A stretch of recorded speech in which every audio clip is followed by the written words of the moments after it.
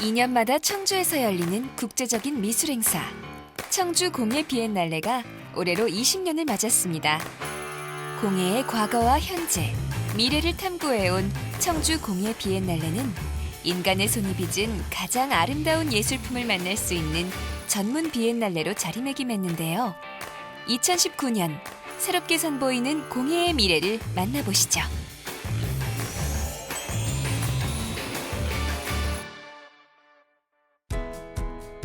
우암산이 바라보이는 청주시 내덕동. 그 옛날 연초 제조창이었던 이곳이 문화 생산 공간으로 새 단장을 하고 세계인의 발길을 기다리고 있습니다. 청명한 가을 하늘 아래 제가 나와 있는 바로 이곳은 청주 문화제조창 앞입니다. 그 옛날 담배 공장은 멈췄지만 문화제조창으로 거듭나면서 국내외 유명 작가들의 공예 작품들이 전시되어 있는데요. 어떤 작품들이 전시되어 있는지 저와 함께 가보시죠. 11번째를 맞은 청주 공예 비엔날레는 달라진 공간만큼이나 새로운 시도로 눈길을 끄는데요. 지금까지의 공예 비엔날레가 공예의 쓰임과 기능에 주로 초점을 맞췄다면 이번에는 공예의 이상향을 보여주는 독창적인 작품들을 만날 수 있다고 합니다. 올해 청주국제 비엔날레가 주제가요. 미래와 꿈의 공예, 몽유돈을 펼치다라는 주제로 또 삼으셨는데 이게 어떤 의미가 좀 담겨 있을까요? 몽유돈은 꿈에 관한 얘기를 3일 동안 안견히 그려낸 그림입니다. 현실 세계부터 미래의 이상적인 세계까지 이렇게 서사적으로 구사한 조화로운 작품인데요. 그런 어떤 줄거리나 이상향이나 꿈을 저희 청주 공예 비엔날레 주제로 테마로 연출해서 차용하였습니다. 그렇다면 이제 그 꿈속에서 봤던 복숭아 그 아름다운 밭이 몽유도원이잖아요. 네, 맞습니다. 그렇다면 이 공간은 공예의 몽유도원의 느낌인 거네요. 네, 그렇습니다. 그래서 이상 세계로 가는 그런 어떤 바램, 그런 어떤 줄거리를 공예에 차용해서 가람의 배치와 서사적인 구조로 여러 기획전 5개와 특별전 3개로 맞추어서 지금 연출을 한 것입니다. 네. 그렇다면 제가 오늘 또 감독님과 함께 이 공예의 몽유도원 한번 거닐어 보도록 하겠습니다. 네, 그래 하겠습니다. 네. 먼저 공예 클러스터에서 열리는 첫 번째 기획전을 만나볼까요?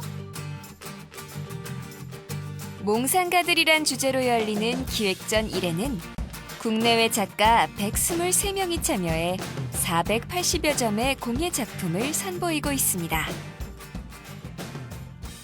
저희가 있는 이곳이 기획전 1 전시가 되어 있는 곳이잖아요. 네. 여기는 어떤 식으로 구성이 되어 있나요? 우리가 절을 기본적으로 가람이라고 하는데 가람의 구성을 동양 철학에서 따왔습니다. 그래서 보통 절을 칠 때 석탑을 중심으로 절의 구도를 배치를 시키거든요. 이 본 전시관이 클러스터관이 석탑이라고 생각을 하시면 됩니다. 석탑을 중심으로 해서 배사는 정북동 토성이 되는 겁니다. 그리고 동부 창고, 그 외에 율량동, 고가, 향교들을 가람의 배치 순서대로 이렇게 배치했다고 보시면 되겠습니다.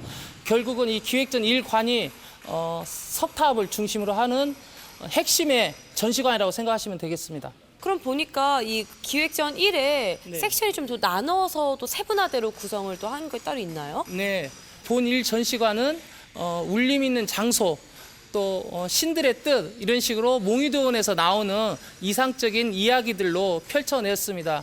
그래서 이 본 전시관부터 시작해서 동선을 따라서 우리가 한숨을 쫙 내려놓고 숨을 크게 쉬고 어떤 즐거운 마음으로 환상의 세계로 공예를 감상했으면 되겠습니다. 나무와 흙, 그리고 종이와 실. 자연에서 얻은 재료에 생명을 불어넣은 작가들의 작품 속에는 저마다 꿈꾸는 이상세계가 펼쳐져 있습니다. 공예의 몽유도원 산책은 동부창고 6동과 37동으로 이어지는데요. 50년 동안 담뱃잎 보관창고로 쓰였던 이곳도 전시 공간으로 탈바꿈했습니다. 얼마 전까지만 해도 동부창고 37동은 쓰레기가 가득 쌓여있던 공간인데요. 강홍석 작가는 이 공간에서 나온 폐기물을 이용해 작품을 만들었다네요. 그럼 이게 지금 보니까 다 이렇게 쓰레기로 작품을 만드신 거잖아요. 그럼 작품명이 뭐예요? 작품명은 이제 그 우리 모두의 것. 제가 이제 쓰레기로 이렇게 그 거대하게 설치를 하면 사람들이 놀래죠. 그리고 낯설게 다가와요. 왜 그런 걸 처음 봤으니까. 그런 공간에 처음 가보니까. 근데 가까이서 보면 사실 다 내가 버린 거예요. 그러니까 우리 모두의 것이다. 낯설지만 가까이서 보면 결국 내가 네, 그렇죠. 내가 버린 것이고 다 우리 모두의 것이다. 여기 이제 와 보니까 쓰레기가 정말 어마어마하게 쌓여 있었어. 여기 있는 쓰레기를 재활용할 거 하고, 그래서 이런 폐기물로 작품을 할 수 있는 기회도 또 많지도 않고, 많은 분들이 보고서 아, 이런 폐기물을 갖고도 뭐 예술품이 되는구나. 네. 라는 이제 그 반응을 보니까 저도 고생한 만큼 보람이 있는 것 같습니다. 많은 분들이 와서 구경하시면서 작가님이 의도한 그 느낌을 잘 느끼고 가셨으면 좋겠어요. 청주 공예 비엔날레의 또 하나의 볼거리는 초대 국가관입니다. 전시를 희망하는 다양한 국가를 초대해 각 나라의 공예 작품을 선보이고 있는데요. 세계 공예의 흐름을 조망할 수 있어 아주 인기가 높습니다. 올해는 덴마크를 비롯해 헝가리와 중국, 아세안 10개국까지 총 13개국 작품이 관람객을 맞이할 준비를 하고 있습니다. 팀장님, 또 이게 국제 비엔날레여서 그런지 세계적으로 멋있는 공예 작품들을 한 곳에서 볼 수 있다는 게 참 가장 매력적인 장점이 아닐까 생각이 드는데요. 특히나 올해는 주빈국이 덴마크라고요. 덴마크가 수기호 60주년을 돼 있더라고요. 그래서 이게 상의 끝에 이 덴마크의 공예를 좀 보여주는 게 좀 의미가 있을 것 같다 해서 이번에 덴마크를 초대 국가관으로 선정을 했습니다. 그럼 덴마크의 공예 작품은 어떤 특징을 가지고 있어요? 생소한 재료들을 많이 사용하고 있더라고요.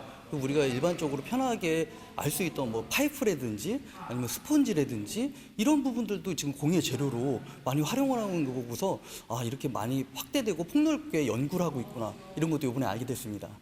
오, 상상 이상으로 기대가 많이 되는데, 특히나 뭐 덴마크도 뭐 중요하겠지만 정말 많은 작품들이 멋있는 것들이 많잖아요. 그래도 그 중에서 꼭 보셨으면 좋겠다라는 게 있다면 좀 추천 좀 해주세요. 네. 이번 그 초대국가관은 4개관으로 구성을 했는데요. 중국관이 저희들이 따로 큐레이팅을 해서 사대천왕이라는 작가들 중에 2분을 모셔가지고 이번에 전시를 하고요. 그 중에 한 작품은 이번에 신작을 발표한다고 합니다. 유심히 보시면 아주 중국에 대한 내용들을 알 수 있는 전시가 될 거라고 저는 생각을 하고 있습니다. 주빈국인 덴마크와 중국뿐 아니라 아시아의 전통과 개성이 묻어나는 아세안 10개국의 작품도 놓치지 마세요. 그리고 4년 만에 부활한 국제공예 공모전도 중요한 관람 포인트인데요. 창의적이고 도전적인 국내외 작가들의 수작을 만날 수 있기 때문입니다. 팀장님, 이 공간은 이제 공모전에 응시한 작품들이 전시되어 있는 공간이잖아요. 근데 이번엔 또 4년 만에 부활했다고 그래서 많은 작가님들이 또 출품하셨을 것 같은데 얼마나 많은 작품들인지 소개 좀 해주세요. 네, 저희가 이번 연도 5월 달부터 그 접수를 시작을 했는데요. 총 46개국에서 접수를 했고요. 그리고 787점이 접수가 되었습니다. 그 국가들 또한 정말 역대에 비해서 다양한 국가들도 많이 참여를 했어요. 뭐 이란, 루마니아, 슬로바키아라든지 이런 곳곳에서 접수가 많이 되었기 때문에 그런 부분에서 국제적인 위상을 다시 한번 확인할 수 있는 그런 계기가 되었고요. 그렇다면 이번에는 또 특히나 공예 도시랩 공모전도 함께 진행하신다고 들었어요. 같이 진행하면 어떤 특장점이 좀 있을까요? 5명의 수상자가 또 생겨서 뭐 네덜란드라든지 프랑스 분들, 연구자들까지 직접 청주에 오셔서 또 청주가 어떻게 하면 공예 도시로서 나아갈 수 있는지 그런 부분에 대해서 연구하신 결과물을 전시를 통해서 또 보실 수 있습니다.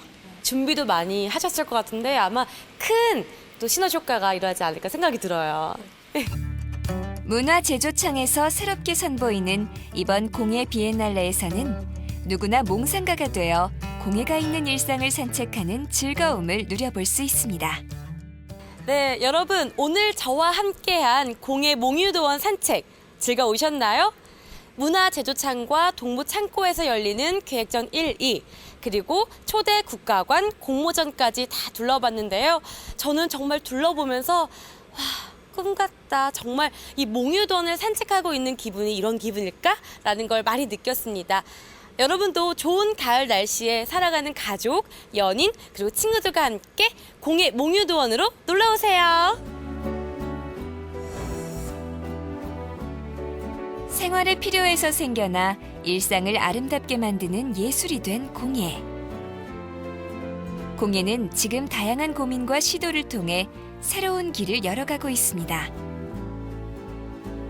생활 속 쓰임, 물건과 기능, 그 이상의 것을 찾아 나선 공예의 40여일간의 여정. 전통과 현대 기술을 결합하고 시대와 소통하기 위해 변화하고 있는 공예의 오늘과 미래를 2019 청주 공예 비엔날레에서 만나보시죠.